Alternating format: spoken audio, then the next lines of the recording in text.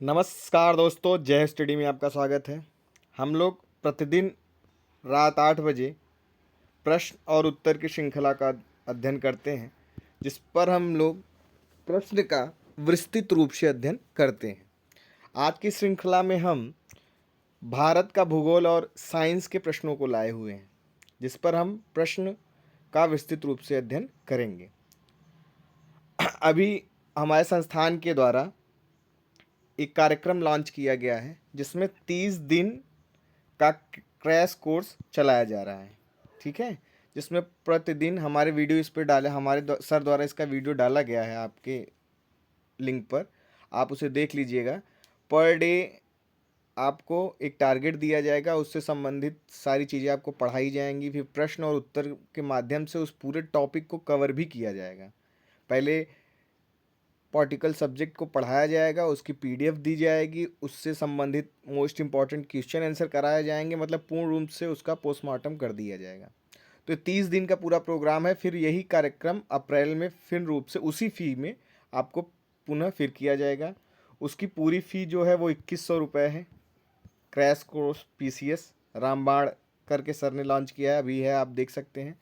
इससे संबंधित किसी भी जानकारी के लिए आप हमारे दोनों नंबर 7905901018 पर व्हाट्सअप करें या 9453775039 पर व्हाट्सअप कर जानकारी ले सकते हैं। ठीक है, ये हुई सूचना। आइए आज के प्रश्नों को हम लोग देखते हैं। हमारा पहला प्रश्न है कि निम्नलिखित में से कौन सी पर्वत श्रृंखला और उनकी उच्चतम चोटी गलत है। आपको दिया है कि पश्चिमी घाट में अनाईमुड़ी, हिंदी वाले इस उत्तर को देखकर उत्तर देते रहें, प्रश्न को देखकर। सतपुड़ा, धूपगढ़, विंध्य सद्भावना शिखर, गारो पहाड़ी, लुम सिलांग। ठीक है, हिंदी वाले कमेंट बॉक्स में अपना उत्तर देते रहें। इंग्लिश वाले देख लें। Which of the following mountain ranges and their highest peak is incorrect. Western Ghat, Anamudi, Satpura, Dhupgarh, Vindhya Sadbhavna peak और गारो हिल्स, लुम सिलांग। तो इस प्रश्न का जो सही उत्तर है, इंग्लिश वाले भी अपना उत्तर सबमिट कर चुके हैं, वह है आपका ऑप्शन डी। आइए इसकी व्याख्या देख लेते हैं। भारत में पर्वत श्रृंखला उनकी सबसे ऊंची चोटियों के बारे में देख लेते हैं। ठीक है, पश्चिमी घाट की अनाईमुड़ी, सतपुड़ा, धूपगढ़, विंध्य सद्भावना शिखर और गारो पहाड़िया की जो है वह कौन सी सबसे ऊंची चोटी है, नोकरेक। ठीक है, इसलिए ये गलत था। और आइए जो महत्वपूर्ण चोटियां हैं इसका पोस्टमार्टम कर दें। खासी पहाड़ी में जो है वो लुम सिलांग जो ऊपर दिया था, जैतिया पहाड़ी में लूम मैरिंगसिंग, मिकिर पहाड़ी में डम्बू चको, अरावली में गुरु शिखर, हिमालय का माउंट एवरेस्ट, अंडमान और निकोबार द्वीप समूह का सैंडल पीक, मिजोरम का ब्लू पर्वत और नागालैंड का सरमाटी। तो जितने पीक हैं पर्वतों के वो सब एक साथ इस वीडियो में हो गए। ठीक है, तो एक हिसाब से समझ लीजिए कि 8-10 क्वेश्चन इसमें समाहित हो गए। तो हमारा जो प्रश्न है उससे अधिक उसका एक्सप्लेनेशन आप जरूर देखिए, आपको निश्चित रूप से सफलता दिलाएगा। अगला प्रश्न है हमारा कि भारत को कितने भू आकृतिक क्षेत्रों में विभाजित किया गया है। हिंदी वाले उत्तर अपना देखते रहें, 6, 7, 4 या 5। इंग्लिश वाले इस प्रश्न को देख लें कि कितने भागों में विभाजित किया गया है भारत के जियोग्राफिकल रीजन में। ठीक है, तो इस प्रश्न का जो सही उत्तर है वह है आपका ऑप्शन ए, 6। आइए इसकी व्याख्या देख लेते हैं कि भारत को 6 भू आकृतिक क्षेत्रों में विभाजित किया गया है। ये एक प्रश्न हो गया। अब कौन कौन से हैं वो आप देख लेते हैं। हिमालय पर्वत, उत्तरी मैदान, प्रायद्वीपी पठार, भारतीय रेगिस्तान, तटीय मैदान या द्वीप। ठीक है, इस प्रश्नों को आप देखिए। अगला प्रश्न है हमारा कि पांगयोंग हवाई अड्डा कहाँ पर स्थित है। ठीक है, हिंदी वाले उत्तर देते रहे अपना। सिक्किम में है, असम में है, अरुणाचल प्रदेश में है या नागालैंड में। हिंदी वाले अपना कमेंट बॉक्स में उत्तर देते रहें। इंग्लिश वाले देख लेंगे कि Pakyong airport is located is Sikkim, Assam, Arunachal Pradesh या नागालैंड। ठीक है, तो इस प्रश्न का जो सही उत्तर है वह है आपका ऑप्शन ए, सिक्किम। ये थोड़ा स्क्रॉल हो गया, दिख गया, कोई बात नहीं। आप जितनी ईमानदारी बरतेंगे वो आपके लिए ही है। ठीक है, आप अपना उत्तर ईमानदारी पूर्वक कमेंट बॉक्स में बताइएगा कितने सही हुए हैं आपके। सही उत्तर सिक्किम है। पांगयोंग हवाई अड्डा सिक्किम राज्य में है। यह सिक्किम राज्य का यही एकमात्र हवाई अड्डा है, इसलिए वेरी इंपॉर्टेंट। और पूर्वोत्तर भारत का पहला ग्रीनफील्ड हवाई अड्डा। देखिए 2 चीज़ें इसमें कवर हो गई, ऐसे भी पूछ सकता है आयोग कि पूर्वोत्तर भारत का पहला ग्रीनफील्ड हवाई अड्डा कौन है, तो यही है पोंगयोंग हवाई अड्डा, और यही सिक्किम का एकमात्र हवाई अड्डा है। अगला प्रश्न है हमारा कि कर्नाटक में निम्नलिखित में से कौन सा बांध स्थित है? तुंगभद्रा, गांधी सागर बांध, श्रीशैलम बांध, मुलय पेरियार बांध। हिंदी वाले इस प्रश्न का उत्तर देते रहेंगे। आइए इंग्लिश वाले देख लेते हैं कि विच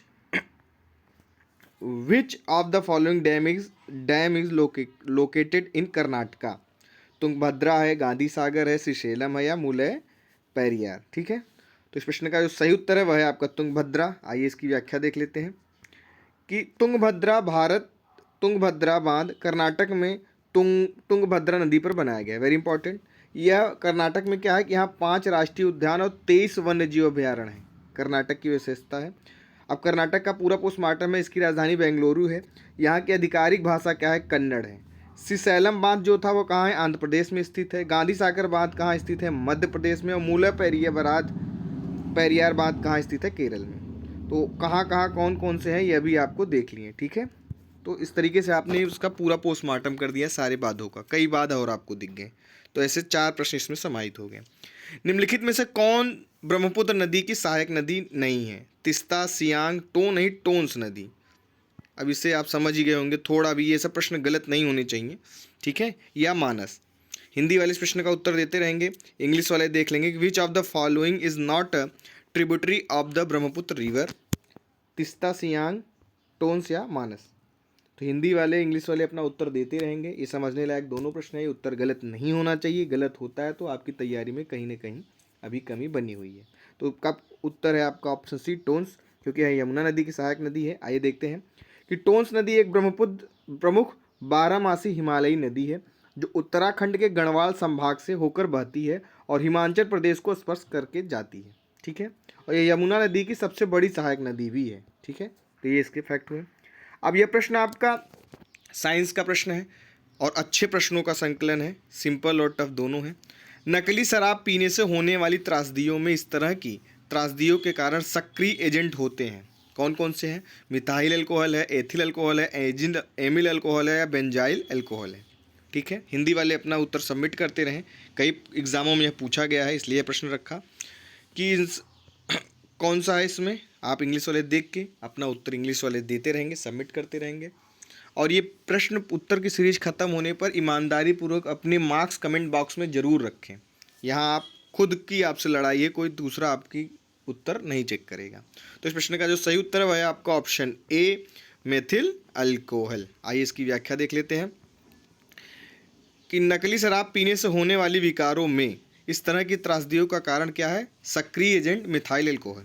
और मिथाइल अल्कोहल जो आमतौर पर हिमरोधी के रूप में उपयोग किया जाता है, जो इसकी शराब सामग्री को बढ़ाने के लिए अवैध शराब में भी मिलाया जाता है। अंधता शायद आ जाता है इस प्रकार के शराब पीने से। ठीक है, तो इसलिए शराब जो पीते हों वो ये भी ध्यान दें। पहली बात तो पीना ही अपराध है और गलत है, लेकिन अगर इन सब चीज़ों का बहुत ध्यान दें। प्रकृति में पाए जाने वाले यूरेनियम का सबसे आम समस्थानिक कौन सा है? प्रकृति में यूरेनियम 235, 238, कार्बन 14, रुबिडियम 87। हिंदी वाले अपना उत्तर देते रहेंगे। इंग्लिश वाले देख लेंगे कि which is the most common isotope of uranium found in nature.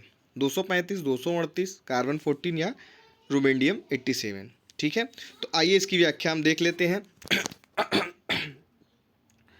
यह है आपका विकल्प 2 सही है इसमें। आइए इसकी व्याख्या देखते हैं। यूरेनियम एक रासायनिक तत्व है जिसका प्रतीक क्या है? यू, परमाणु संख्या 92। Very important. और यूरेनियम के प्राकृतिक रूप से प्राप्त 3 समस्थानिक हैं। यूरेनियम 238 सबसे भारी और सबसे प्रचुर मात्रा में, यूरेनियम 235 और यूरेनियम 234। तो विकल्प 2 सही है, अर्थात यूरेनियम 238 जो है यह जो है आपका सबसे अधिक आम समस्थानिक है प्रकृति में पाने जाने वाला। सोल्डर किसका मिश्र धातु है? यह प्रश्न किसी से भी गलत नहीं होना चाहिए। गलत हो रहा है तो आप अपनी तैयारी को निश्चित रूप से और तेज़ी बनाएं, नहीं तो हमारे कार्यक्रम से ज़रूर जुड़े जो कि आप 10 तारीख से लॉन्च हो रहा है। अभी उसके बारे में हम लास्ट में इसका डिस्कशन कर देंगे। तो सोल्डर किसका मिश्र धातु है? कापर Cu+Sn का, Fe और Sn का, Pb और Sn का या Ag और Sn का। ठीक है, तो इसकी उत्तर आप लोग देते रहेंगे। हिंदी वाले इंग्लिश वाले देख लें। और अपना उत्तर सबमिट करते रहें। तो इस प्रश्न का जो सही उत्तर है वह है आपका ऑप्शन सी। आइए इसकी व्याख्या देख लेते हैं कि सोल्डरिंग दो धातुओं की वस्तुओं को एक तीसरे नरम धातु मिश्र धातु से जोड़ने की प्रक्रिया है। ये सोल्डर इसे कहते हैं कि जो धातुओं को जोड़े। सोल्डर एक धातु मिश्र धातु है जो टांका लगाने वाली धातुओं की तुलना में कम तापमान पर पिघलती है। आमतौर पर क्या है कि दो तरह के सोल्डर का इस्तेमाल किया जाता है, एक सॉफ्ट सोल्डर है, एक हार्ड सोल्डर। सॉफ्ट सोल्डर क्या है, वो जो टीन और लेड से मिलकर बनता है। ठीक है, अब बहुत महत्वपूर्ण है कि प्रकाश तरंगे किस प्रकार की तरंगे होती हैं, अनुप्रस्थ होती हैं, अनुदैर्ध्य होती हैं, या दोनों होती हैं, या कोई नहीं। ठीक है, हिंदी वाले उत्तर देते रहेंगे, इंग्लिश वाले देख लेंगे कि प्रकाश तरंगे किस तरीके की वेव है, ट्रांसफर वेव है, लॉन्गिट्यूडिनल वेव है, या दोनों है। ठीक है, तो इस प्रश्न का जो सही उत्तर है वह है आपका ऑप्शन ए। कौन सा, अनुप्रस्थ। आइए इसकी व्याख्या देख लेते हैं कि अनुप्रस्थ तरंगे वह तरंगे हैं जिसमें कणों की गति ऊर्जा की गति के लिए समकोण पर होती है। वो क्या होती हैं, अनुप्रस्थ तरंगे। प्रकाश तरंग क्या है, अनुप्रस्थ तरंगों का उदाहरण है। और वह तरंगे जिसमें कणों की गति ऊर्जा की गति के समानांतर होती है उसे क्या कहते हैं, अनुदैर्ध्य। तो दोनों तरंगों के बारे में आप देख लिए। और जो ध्वनि तरंगे होती हैं वो अनुदैर्ध्य होती हैं। तो विस्तृत रूप से इसकी व्याख्या आप देख लिए कि कौन सा अनुप्रस्थ है, कौन अनुदैर्ध्य। प्रकाश अनुप्रस्थ तरंगे हैं और ध्वनि अनुदैर्ध्य। अगला प्रश्न है हमारा कि राइबोसोम निम्नलिखित में से किसके लिए कार्य स्थल है, प्रोटीन संश्लेषण, प्रकाश संश्लेषण, वसा संश्लेषण, या श्वसन के लिए। यह महत्वपूर्ण प्रश्न है, किसी से भी गलत नहीं होना चाहिए, सिंपल प्रश्न भी है। इसका उत्तर सबमिट करते रहें। क्विज खत्म होने पर अपना उत्तर जरूर कमेंट बॉक्स में सबमिट करें। ये आपका इंग्लिश वर्जन है, protein synthesis, photosynthesis, fat synthesis, या रेस्पिरेशन। तो इस प्रश्न का जो सही उत्तर है वो है प्रोटीन संश्लेषण। आइए इसकी व्याख्या देख लेते हैं। राइबोसोम कोशिका द्रव्य में उपस्थित झिल्लीदार दानेदार संरचना है। वे पहली बार एक इलेक्ट्रॉन माइक्रोस्कोप के तहत वर्ष 1953 में जॉर्ज पलाडे द्वारा सघन कणों के रूप में देखे गए थे। वेरी इंपॉर्टेंट, किसने किया था, जॉर्ज पलाडे।